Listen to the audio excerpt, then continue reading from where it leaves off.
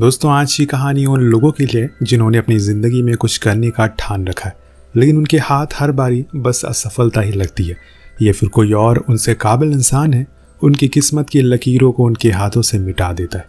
कैसे एक टॉयलेट में सोने वाला इंसान बन गया अमेरिका का सबसे अमीर आदमी, चलिए जानते हैं। कहानी की शुरुआत होती है क्रिस नाम के आदमी से। उसके साथ उसका बेटा है जॉनी, जिसे वो डे केयर में छोड़ने के लिए जा रहा है क्योंकि उसकी पत्नी लिंडा भी काम करती है और ऐसे में जॉनी का ख्याल रख पाना मुश्किल है।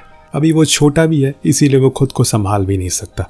अब पूरे रास्ते भर वो अपने डैड को बताता रहता है कि उसका कुछ ही हफ्तों में बर्थडे आने वाला है और उसने उसके लिए एक लिस्ट तैयार की है, जिस चीज़ को सुनकर वो उससे कहते हैं कि मैं उस लिस्ट को देखना चाहूँगा और उसे पूरा भी करना चाहूँगा, लेकिन कभी कभी हमें कुछ चीज़ों की कुर्बानी देनी पड़ती है। क्या पता तुम्हारे लिए उससे बेहतर कुछ लिखा हो।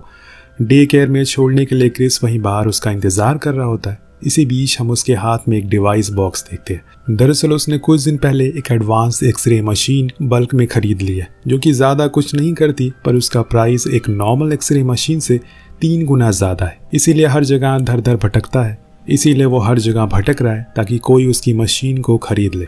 लेकिन कोई भी डॉक्टर सेम चीज़ के लिए इतने ज़्यादा पैसे क्यों देगा। लेकिन यहाँ क्रिस को कैसी भी करके महीने में 2 मशीन को बेचना ही पड़ेगा, वरना उसका घर का खर्चा, उसके बच्चे की फीस, सब कुछ रुक जाएगी। उधर लिंडा भी डबल शिफ्ट कर रही है, लेकिन वो इस चीज़ से तंग आ चुकी है। इसीलिए वो आए दिन क्रिस को उसकी नाकामयाबी गिनाती रहती है, जिसे वो बेबस होकर बस सुनता रहता है। अब एक दिन तो उसका गुस्सा इतना हाई हो जाता है जब उनके घर टैक्स का नोटिस आ जाता है, जिसे देखकर लिंडा गुस्से से लाल हो जाती है। उधर जब क्रिस घर की ओर लौट रहा होता है तो वो देखता है कि उसकी नो पार्किंग में पार्क करी गाड़ी, जिसकी वजह से टावर उसे टो करके ले जा रहा है। खैर, घर में एंटर करते ही उस पर लिंडा का वार शुरू हो जाता है। वो तो बेचारा दिन भर भटक कर आया है, लेकिन जब इंसान के पास पैसे ना हो तो उसकी कोई औकात नहीं होती है, ना ही घर में और ना ही बाहर। लिंडा उसे टैक्स के बारे में बताती है, जो आज सुबह ही नोटिस आई थी। उसे कल जाकर वो भर देना है, लेकिन जब क्रिस अगले दिन आता है तो उसने वो बिल नहीं भरा था। आखिर वो कहाँ से भरे, उसके पास तो पैसे ही नहीं है। इसीलिए वो बात को घुमाने लगता और एक क्यूब बॉक्स को सॉल्व करने में लग जाता, जो उस समय फ्रेश मार्केट में आया था, जिसको वो बहुत ही आसानी से सॉल्व कर लिया करता था। और अगले दिन जब वो अपने डिवाइस को बेचने के लिए लेकर जाता है तो उसकी नज़र एक रेड फरारी पर पड़ती है, जिससे उतरते हुए आदमी से वो पूछता है कि यार आखिर तुम क्या करते हो। वो हंसते हुए कहता है कि मैं बैंक स्टॉक ब्रोकर हूँ। जिस जवाब में वो कहता है यानी कि मुझे इसको समझने के लिए वापस से कॉलेज जाना होगा। इसीलिए वो बंदा कहता है कि हर चीज़ में पढ़ाई की ज़रूरत नहीं पड़ती, कुछ लोग बस हुनर से पहाड़ को काट डालते। अब उसके जाने के बाद क्रिस उस इमारत से आते हुए हर एक आदमी को बहुत गौर से देखने लगता है और कुछ देर वहीं खड़ा रहता है। उसने न जाने कब आखिरी बार ऐसी मुस्कुराहट खुद के चेहरे पर देखी होगी जिस तरह से वो हंस रहा है। इसीलिए वो आज अपनी ज़िंदगी का सबसे बड़ा फैसला लेता है, वो था स्टॉक ब्रोकर बनने का। यही बात वो जाकर लिंडा को भी बताता है, लेकिन वो तो उसका मजाक बनाते हुए बोलती है कि तुम बस 12वीं पास हो और सपने स्टॉक ब्रोकर बनने के देख रहे हो। जिस काम को कर रहे हो पहले उसे ढंग से कर लो। पर क्रिस ने सोच लिया था, इसीलिए वो अगले दिन जब अपने काम के लिए जाता है तो कुछ स्ट्रीट आर्टिस्ट के पास वो अपने डिवाइस रखकर उस इमारत के अंदर जाता है और जो कुछ भी फॉर्म्स होते हैं उन्हें ले लेता है और बातों को समझने लगता है। लेकिन तभी उसके पीछे नज़र पड़ती है, जिसमें वो देखता है कि कुछ लोग उसकी मशीन को लेकर भाग रहे। फिर क्या था, क्रिस सब कुछ छोड़ छाड़ कर उनके पीछे भागना शुरू करता है। वो सबवे तक जाता है, लेकिन कोई फ़ायदा नहीं था क्योंकि तब तक वो भाग चुके। घर जाने पर लिंडा को लगता है कि उसने एक मशीन को बेच दिया है, इसीलिए वो बहुत खुश होती है और उसे अच्छे से बात करती है। अब क्रिस ने जो एप्लीकेशन लिया था वो उसे फिल करके अगले दिन जाकर सीधा ऑफिस के सीनियर से मिलता है, लेकिन वो इतनी जल्दी में होता है कि उसके फॉर्म को किसी और को देकर वहाँ से चला जाता है। लेकिन क्रिस को उम्मीद थी शायद उनका कॉल आ जाए, इसीलिए वो इसी उम्मीद में वहाँ से बाहर आ जाता है। लेकिन तभी उसकी नज़र उन लोगों पर पड़ती है जिसने उसकी कल वो मशीन चुराई थी। वो बड़ी ही चालाकी से उनका पीछा करता और इस बार उन्हें बस में पकड़ लेता और कहता है, एक मशीन का जाना यानी कि मेरी 1 महीने का राशन का ना आना। कुछ चीज़ों को चुराने से पहले कभी कभी थोड़ा सोचा करो। लेकिन अब यहाँ क्रिस एक दिक्कत में आ गया है, क्योंकि आज उसकी वाइफ ने कहा था एक न एक मशीन तो बेच कर आना। लेकिन जब वो घर लौटता है तो वो देखती है कि उसके हाथ में 2 मशीन थी, जिस चीज़ को लेकर उन दोनों में फिर से बहस हो जाती है। और अब ये बहस सुनना क्रिस के लिए आम सी बात हो गई है। हर रोज़ बाहर से आकर घर में जलील होना अपने बेटे के सामने। जब थोड़ा सब कुछ ठंडा हो जाता है तो वो अपनी बेटी से जन्मदिन पर उसे फुटबॉल गिफ्ट करता है, जो कि उसे बहुत पसंद भी आता है। उसके बाद वो फिर से लिंडा को मनाने की कोशिश करता है, लेकिन वो उसके इस बुरे हालातों में साथ देने के बजाय उससे ये कहती है कि अब उसे उसकी किसी भी बात पर भरोसा नहीं है। वो कुछ भी करे, अब उसे कुछ भी लेना देना नहीं है। देखते ही देखते 1 महीना बीत जाता है, लेकिन अभी तक उसे उस फॉर्म का कोई रिस्पॉन्स नहीं आया था। इसीलिए वो इमारत के बाहर खड़े रहकर जे का वेट करता है, लेकिन वो उसकी बात बिना सुने ही जाने लगता है। क्योंकि वो बहुत ही ज़्यादा जल्दी में था, तो क्रिस दिमाग लगाता है और उसके साथ ही उसकी टैक्सी में ये कहकर बैठ जाता है कि वो बस उसी तरफ जा रहा है। पर इस चीज़ का कुछ फ़ायदा नहीं होता, क्योंकि जे उसकी बातों को कम और क्यूब को ज़्यादा सॉल्व करने में बिजी था। जिस चीज़ से तंग आकर क्रिस उसके हाथों से क्यूब ले लेता है और कुछ ही मिनटों में उसको सॉल्व करके उसे दे देता है, जिससे वो काफ़ी इम्प्रेस भी होता है। लेकिन अब कुछ बात हो पाती कि उसका घर आ गया था, इसीलिए वो उतर कर चला जाता है। तब क्रिस को ख्याल आता है कि उसने तो किराया दिया ही नहीं, यानी कि अब उसे इस टैक्सी का भाड़ा भी देना होगा, जो कि उसके पास है ही नहीं। इसीलिए एक रेड लाइट पर जब टैक्सी रुकती है तो क्रिस भागना शुरू कर देता और पैसे ना देने के चक्कर में एक ट्रेन में चढ़ जाता। लेकिन अफसोस कि उसकी वो मशीन बाहर रह जाती है। ऐसा नहीं है कि वो कोशिश नहीं करता, लेकिन जो लिखा है वो तो होकर रहेगा। जब देर रात हो जाती है तो वो लिंडा को कॉल करके माफ़ी मांगता है, क्योंकि वो अपने बेटे को डे केयर से लेने नहीं गया, जिसकी वजह से उसे अपनी एक शिफ्ट छोड़नी पड़ रही थी। क्रिस अभी तक तो सब कुछ सुन रहा था, लेकिन जब वो ये कहती है कि वो जॉनी को लेकर जा रही है, ये बात क्रिस को दिल पर लग जाती है। कौन सी बारिश, कौन सी जॉब, सब कुछ भूल भाल कर वो भागते हुए अपने घर की ओर आता है। पर देर हो चुकी थी, वो चली गई थी। जॉनी के साथ इसी बीच उसके पास जे की कॉल आती है, जो उससे काफ़ी इम्प्रेस हुआ था। वो उसे अपने सेक्रेटरी का नंबर लिखने के लिए बोलता है, लेकिन उस समय क्रिस के पास कोई पेन नहीं थी और फिर पास वाले स्टोर में जाकर उसे पेपर में लिख लेता है। अगले दिन वो सीधा जॉनी के पास पहुंचता है, जहां पर उसे लिंडा भी मिलती है, जिसे वो गुस्से में कहता है कि अगर तुम्हें जाना है तो ठीक है, तुम जा सकती हो, लेकिन जॉनी मेरे साथ ही रहेगा। उसकी इस बात को सुनकर वो गुस्से में वहाँ से चली जाती है, जिसके बाद वो जॉनी को लेकर घर आता है। लेकिन कुछ ही देर में उसके दरवाजे पर एक और मुसीबत आती है, जो कि है घर का मालिक। क्रिस ने पिछले 3 महीने से कोई किराया नहीं दिया, जिसकी वजह से और इसीलिए वो उसे घर को खाली करने को कहता है। लेकिन वो उसे कुछ दिन और मोहलत मांगता है, तब तक वो घर को पेंट भी कर देगा। अब मकान मालिक को ये डील सही लगती है, इसीलिए वो मान जाता है। इसके बाद अगले दिन क्रिस जॉनी को डे केयर में छोड़ने के बाद घर को पेंट करना शुरू करता है। पर दोस्तों, वो कहते हैं ना कि जब आदमी की जिंदगी के एल लगे हों तो उसे कोई नहीं बचा सकता। पेंट के दौरान उसके गेट पर पुलिस आती है और उसे अरेस्ट करके ले जाती है, क्योंकि उसने नो पार्किंग का चालान नहीं भरा। हालांकि वो वहां जाकर उस चालान को भरने के लिए राजी हो जाता है, लेकिन कैश काउंटर सुबह 9 बजे खुलेगा, जिसे सुनकर क्रिस हैरान हो जाता है, क्योंकि 9:15 पर तो उसका आज इंटरव्यू है। यही बात वो उस पुलिस वालों को भी बताने की कोशिश करता है, लेकिन वो कहाँ सुनने वाला था। उसे वो लोग वहीं बैठाए रखते हैं। पर इस दौरान वो लिंडा को कॉल करके बताता है कि वो जाकर जॉनी को पिक कर ले, क्योंकि इस समय वो बहुत बड़ी मुसीबत में है। अब जैसे तैसे काउंटर खुलता है और चालान भरने के बाद क्रिस उसी पेंट लगे कपड़ों में अपनी इंटरव्यू के लिए पहुंचता है, जहां वो पहली बार उस स्टॉक ब्रोकिंग की दुनिया में वाकिफ होता है, जिसे आज तक उसने कभी नहीं देखा था। खैर, इंटरव्यू शुरू होता है और सबसे पहला सवाल उसकी ड्रेसिंग पर किया जाता है, लेकिन क्रिस इतना ऑनेस्ट होता है कि वो उनसे कहता है कि मैं बाहर बैठा यही सोच रहा था कि किसी भी तरह से मैं एक बढ़िया सी स्टोरी बनाऊं अपने कपड़ों को लेकर, लेकिन मुझसे झूठ नहीं बोला जाता। दरअसल मैंने नो पार्किंग का चालान नहीं भरा और इसीलिए मुझे अरेस्ट कर लिया गया। ये सुनकर लीडर मार्टिन काफ़ी शॉक होते हैं, क्योंकि उनके लिए चालान जैसी चीज़ बहुत छोटी है। पर क्रिस हंसकर बोलता है, सर, सबके लिए नहीं है। उसके बाद वो अपनी पढ़ाई के बारे में बताते हुए बोलता है कि वो अपनी क्लास में फर्स्ट आता था। उसकी क्लास में सिर्फ 12 ही बच्चे थे। ऐसे में फर्स्ट आना ना कोई आसान काम नहीं है। अभी तक तो एक भी इंटरव्यूअर को उसकी किसी भी चीज़ से इम्प्रेस नहीं हुए थे, जो बात क्रिस भी जानता है।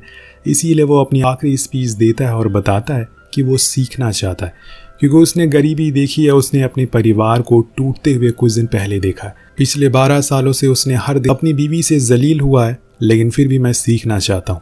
वो इंसान है जिसे अगर किसी भी सवाल का जवाब नहीं आता तो वो सीधा मना कर देगा, लेकिन वो उसके जवाब को बनाने की कोशिश नहीं करेगा। उसकी बातों को सुनकर लीडर मार्टिन पूछते हैं कि मान लो अगर तुम्हारी कंपनी में कोई इंसान सिर्फ कमीज पहनकर इंटरव्यू देने के लिए आए तो तुम उसे जॉब पर क्यों रखोगे? तो क्रिस जवाब में कहता है कि शायद उसने एक अच्छी पैंट पहन रखी होगी। अब ये सुनकर सभी हंसने लगते हैं और लीडर मार्टिन उसे सेलेक्ट कर लेते हैं। पर ये तो अभी शुरुआत है, कुछ दिन में देखिए क्या से क्या होता है। घर पहुंचने पर वो देखता है कि लिंडा वहाँ पहले से मौजूद है। वो उसे सब कुछ बताता है, पर अभी भी वो उसे किसी काबिल नहीं समझती और कहती है कि वो अपने बेटे को लेकर जा रही है। लेकिन क्रिस ऐसा करने से मना करता है। वो जॉनी को अपने पास रखेगा तो लिंडा वहाँ से रोते हुए घर से बाहर निकल जाती है। अब अगले दिन क्रिस अपने सामानों को लेकर एक सस्ते होटल में रहने के लिए चला जाता है, क्योंकि अभी भी उसे रेंट के पैसों का कोई जुगाड़ नहीं हुआ है। एक दिन ऐसे ही साथ में वो दोनों बाप बेटे साथ में होते हैं और इसी दौरान जॉनी कहता है कि मुझे एक वॉलीबॉल प्लेयर बनना है। तो उसके डैड बोलते हैं कि वो तो तुम कभी नहीं बन पाओगे, जिससे वो नाराज होकर बैठ जाता है और बॉल को फेंक देता है। तब क्रिस उसके पास जाकर $1 मिलियन की सलाह देता है। वो ये थी कि बेटा कभी किसी को ये मत बताना कि तुम ये काम नहीं कर सकते, और सबसे यही कहना कि हाँ ये काम मैं बहुत ही आसानी से कर सकता हूँ, और उस काम को पूरा करके दिखा देना। अब कुछ दिनों बाद एक मशीन को बेचने के बाद उसे कुछ पैसे इकट्ठा कर लिए थे, जिससे कि वो जॉनी की डे केयर की फीस भर देता है। वहीं उसकी ट्रेनिंग भी शुरू हो गई थी, जहां पर एक टीचर उन सभी लोगों को बताता है कि सीनियर तुम लोगों में से सिर्फ एक आदमी को ही चुनेगा। एक बारी तो एक इंसान के 97% आए थे, पर उसे फिर भी फेल कर दिया गया, क्योंकि सब कुछ एग्जाम नहीं होता। तुम्हें खुद भी कुछ आना चाहिए, तुम्हारे अंदर वो हुनर होना चाहिए जिससे तुम बड़ी से बड़ी डील को क्रैक कर सको। जिस चीज़ के लिए क्रिस बहुत मेहनत करनी पड़ेगी, क्योंकि उसके पास ना तो अच्छी पढ़ाई है और ना ही उसे इस काम के बारे में ज़्यादा कुछ पता है। ऊपर से उसके काम के समय में उसका टीम लीडर उसे अपने घरेलू काम करवाता रहता है, जिससे कि उसे टाइम कम मिलता है। लेकिन ऊपर वाले से शिकायत करने के बजाय वो खुद ही सॉल्यूशन निकालता है, जिसका नाम है हार्ड वर्क। जी हाँ, जहाँ भी टीम वालों ने अपने काम को 9 घंटे में पूरा कर रहे होते हैं, वहीं क्रिस उस काम को 6 घंटे में करता है। वो इस दौरान ना ही पानी पीता है, कहीं उसे वॉशरूम ना जाना पड़ जाए, जिससे कि टाइम वेस्ट होगा, और ऊपर से उसे जॉनी को डे केयर से वापस भी लाना पड़ता है। पर इतना सब कुछ करने के बाद भी उसके हाथ कुछ नहीं लगता। इसीलिए आखिर में वो अपने सबसे अच्छे क्लाइंट को कॉल लगाता है और इस बारी उसकी मीटिंग फिक्स हो जाती है, जो उसे अगले 2 घंटे में खुद के घर आने को कहता है। इसीलिए क्रिस टैक्सी के लिए निकलता है, लेकिन तभी टीम लीडर उसे बाहर रोक लेता है और अपनी कार पार्क करने को कहता है, जिस वजह से ये मौका भी उसके हाथ से निकल जाता है। उधर होटल जाने पर वहाँ मालिक उसे किराया भरने को कहता है, तो क्रिस उसे 2 दिन इंतजार करने के लिए बोलता है। इसी बीच उसे पता चलता है कि उसका सबसे बड़ा क्लाइंट विटर वॉलीबॉल मैच देखने के लिए जा रहा है। वो इसी का फ़ायदा उठाकर उसे मिलने के लिए उसके घर जाता है और उसे उस दिन टाइम पर आने के लिए माफ़ी मांगता है। क्रिस की ऑनेस्टी से विटर काफ़ी इम्प्रेस होता है, इसीलिए वो उसे अपने वॉलीबॉल देखने के लिए इन्वाइट करता है, जो कि VIP स्टैंड पर था, जिसके पैसे वो कभी चुका नहीं पाएगा। पर उसका बेटा हाँ कह देता है, जिसके बाद विटर उसे अपने साथ ले जाता है और वहाँ जाकर उसे कहता है कि तुम मुझे अच्छे लगे, लेकिन इसका मतलब ये नहीं कि मैं तुम्हारी कंपनी में पैसे लगाऊंगा। अब ये सुनकर क्रिस का दिल टूट जाता है, क्योंकि ये डील उसके हाथों से निकल गई थी। पर घर आकर वो पूरी रात अपनी गलतियों को सुधारता है, उस पर गौर करता है ताकि अगली बार ऐसा कुछ ना हो। कुछ दिन बाद उसके पास इनकम टैक्स का नोटिस आता है, जिसमें लिखा था कि कुछ भी पैसे उसके बैंक अकाउंट में थे उन्होंने सब कुछ फ्रीज कर लिया, क्योंकि उसने टैक्स नहीं भरा। जब इस बारे में क्रिस को पता लगता है तो वो उन्हें अपने फ़ोन करके समझाता है, पर कोई फ़ायदा नहीं होता। ऐसे ही पार्क में बैठे उसे वो भिखारी दिख जाता है, जिसने उस दिन स्टेशन पर उसकी मशीन को चुरा लिया था। क्रिस फौरन जाकर उसे लेता है और हर जगह बेचने की कोशिश करता है। एक जगह उसकी बात बन जाती है, लेकिन फिर उसे पता चलता है कि वो मशीन खराब हो चुकी है। क्रिस वहाँ से उसे बहुत कोशिश करता है कि वो ठीक कर ले, लेकिन कुछ फ़ायदा नहीं होता। वो होटल वापस लौट आता है, पर यहाँ उसके सामने सबसे बड़ी मुसीबत इंतज़ार कर रही थी। वो देखता है कि उसके सामानों को बाहर फेंक दिया गया है, जो कि उसके किराए ना देने की वजह से हुआ था। अब कोई भी रास्ता नजर नहीं आ रहा है। वहीं जॉनी को लगता है कि शायद उन्हें कोई उनके घर से निकाल रहा है, इसीलिए वो गेट को पीटने लगता है और यहाँ क्रिस पहली बार अपनी जिंदगी में उसे ऊंची आवाज में डांटता है और लेकर अपने दोस्त के घर जाता है कि शायद उसकी वो मदद कर दे। लेकिन अगर इतनी अच्छी दुनिया होती तो लोग इसकी इतनी बुराई नहीं करते। वो रेलवे स्टेशन चला जाता है, वहाँ वो अपने बेटे को झूठी कहानी बनाकर सुनाता है कि हमें अब केव में छुपना होगा, क्योंकि डायनासोर का हमला होने वाला है। जॉनी अभी बहुत ही छोटा है, इसीलिए उसे लगता है कि उसके डैड जो कह रहे हैं वो सच है। वो केव असल में एक पब्लिक टॉयलेट होती है, जहाँ वो अपने बेटे को लेकर वो रात काटता है। यहाँ हमें पहली बार क्रिस को रोते हुए देखते हैं। उसने अपनी पूरी जिंदगी में कभी भी खुद को इतना बेबस और लाचार नहीं देखा और ना ही महसूस किया है आज उसके पास एक छत नहीं है जिसमें वो अपने बेटे को लेकर रह सके। ऐसा लग रहा है कि मानो जहाँ भी मुसीबत आती है सबसे पहला नाम क्रिस का आता है। एक दिन तो उसने जैसे तैसे काट लिया, लेकिन हर दिन वो ऐसे टॉयलेट में नहीं रह सकता और ये इस कहानी का सबसे इमोशनल सीन होता है।